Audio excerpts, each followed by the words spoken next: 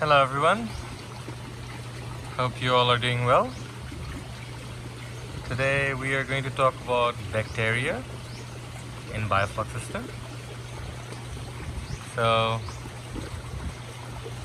let's start with heterotrophs, because whenever everyone's talking about bioflux, they're always stressing on heterotrophs the most, because this is the group of bacteria who are converting the nitrogenous waste into microbial protein by using carbon, oxygen, alkalinity, and there are other bacteria which we will be talking about as well.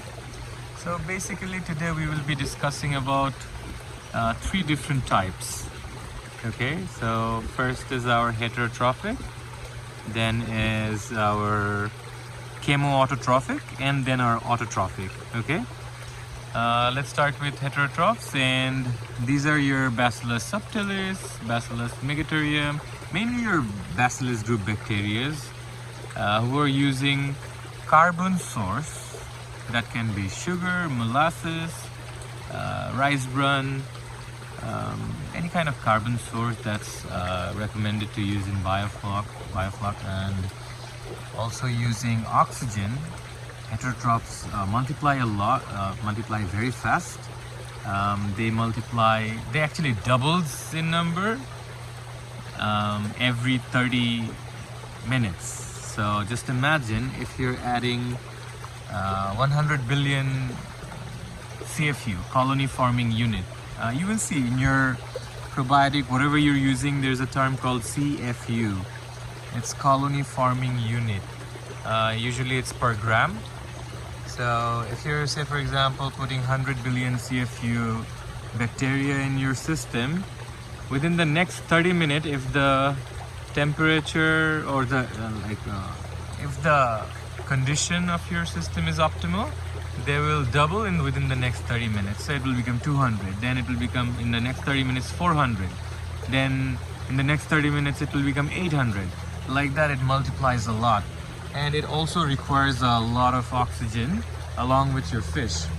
So then comes your chemoautotrophs, like your nitrifying bacteria, your Nitrosomonas, Nitrobacter. So what they do, they get the nitrogen from the nitrogenous waste from the system. They use your alkalinity. They will need oxygen. Yeah, that's how they function. But their growth rate or their multiplication rate is much slower compared to heterotrophs. Okay, now they're autotrophs. Autotroph is a Greek term. Okay, like it means like the one which can produce their own food. Now in this sector, you can bring in your microalgae, your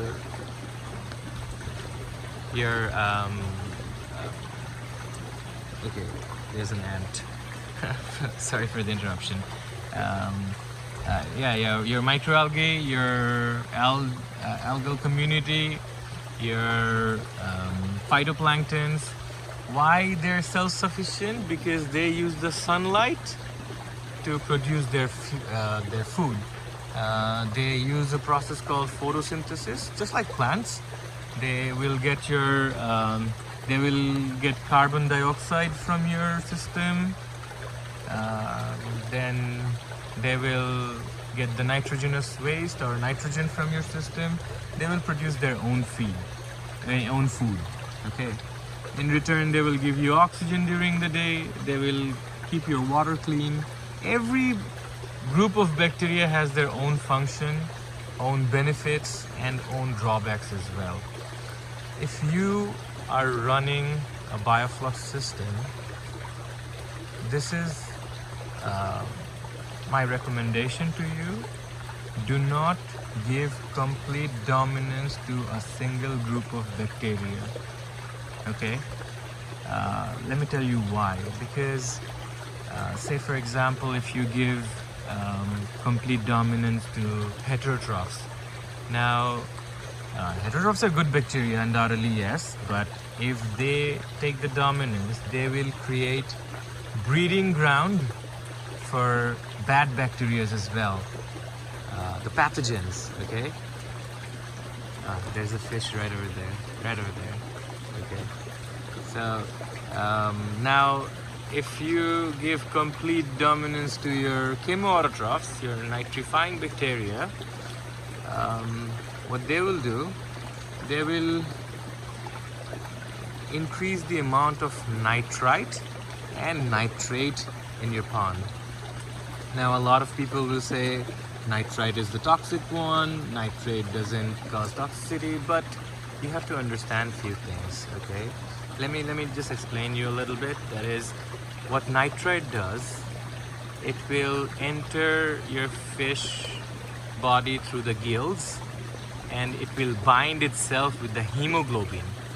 Hemoglobin is the one who transfers the oxygen throughout the body. In case of us as well, like if you go to the doctor, do your blood chem, if the doctor says your hemoglobin count is low, means like you're getting sick. If it's good, then then you're healthy, you're fit. Hemoglobin is the one who transfers the oxygen throughout the body. Now this nitrite enters through the gills of your fish and binds with the hemoglobin and causes a disease called brown blood disease. You can call it the COVID of your fish or coronavirus for your fish, because even there's plenty of oxygen in your pond, in the water, your fish won't be able to breathe properly.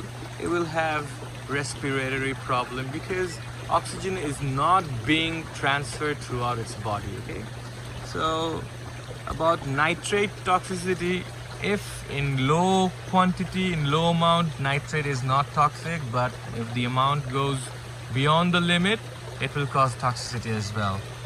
Okay, now let's come to autotrophs. Okay, your algal community, your microalgae or algae, whatever you call it, your phytoplanktons.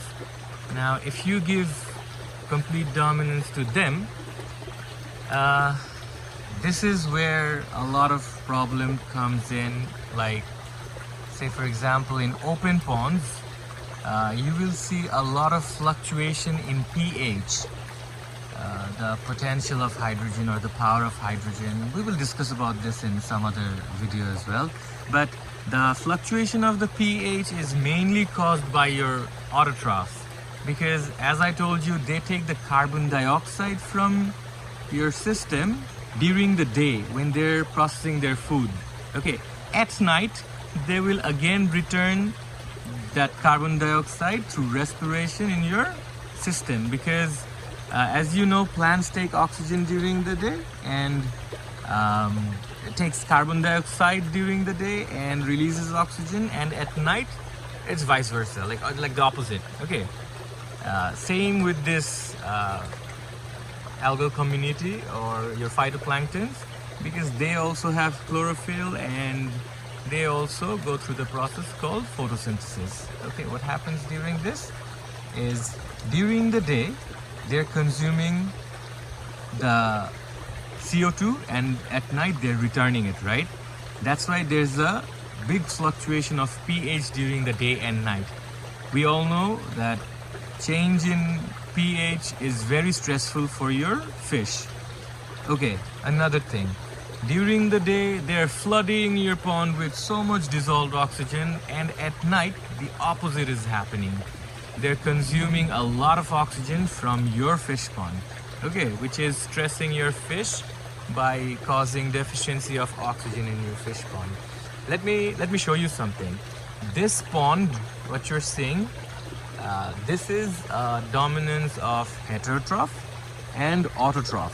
Okay, so let me just show you our other pond.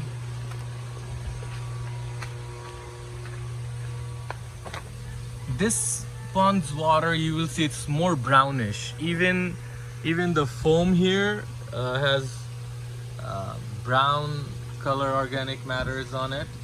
It's because this pond is a dominance of two bacteria, that is heterotroph and chemoautotrophs. That's nitrosomonas and nitrobacter along with the heterotrophs. Okay, people try to read the publications and the books published by well-known biofloc experts like Dr. Uram, Dr. Samoa. Like Dr. Samoa does his biofloc through this system, like dominance of heterotroph and autotrophs. Okay, so this is more like, I would say, much more stable compared to the one you saw at the back, and usually it's a preferred system for shrimp for indoor growth, for indoor grow out. Okay, we had a plan to do shrimp here, but we converted this shrimp pond into bangus and tilapia. Okay, there are some fish coming towards this way. When they hear me or my wife, they think it's time to eat. Okay, so that's why they just rush towards the voice. They follow the voice, or they see me or my wife, they just come close. Probably they're just saying hi to you guys. Okay, so as we were saying, we were doing shrimp and bangus, but due to one of our mistake, our shrimp production had to come to a stop here because our bangus fingerlings were 1.5 to 2 inch, but our shrimps were PL10, post larva 10, like they were like 10 days from hatching. They were very small. What we knew about bangus, they were herbivore, but later on we found out during their juvenile stage they're also feeding on crustaceans, a lot of zooplanktons and everything. So it was our mistake. So we are currently culturing tilapia and bangus in this one, and we are also planning to make another tank to perform our shrimp grow out. It's going to be only a vaniculture. We're gonna repeat the 600 PL per square meter, and let us go back to the other tank. As I showed you, like this water is more brownish. You can see, you can clearly see it's more brownish, and I'll show you the other one.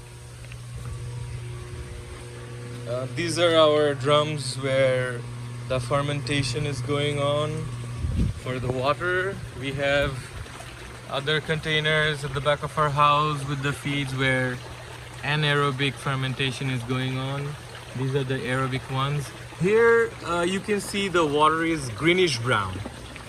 Okay, so I want to tell you something. If you want to do farming in a profitable way, in an advanced way, please gain your knowledge. Whatever you hear from us, just try to do some research. Take our keywords, do your own research, try to find out as much as possible. There are many publications, journals, books available throughout the internet. You can read, do your own research, and then apply them in your systems. There's a lot of trial and error. Okay, I want you to know about two ratios. Okay, the CN ratio and the NP ratio. Those of you who are doing biofloc already know about the CN ratio. That's the carbon to nitrogen ratio.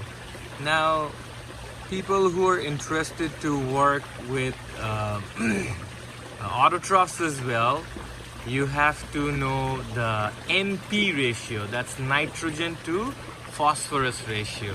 Okay, here in this tank, in the other tank I just showed you, there we're maintaining CN ratio, and here we're actually maintaining CN and NP ratio. We're trying to maintain both at the same time here.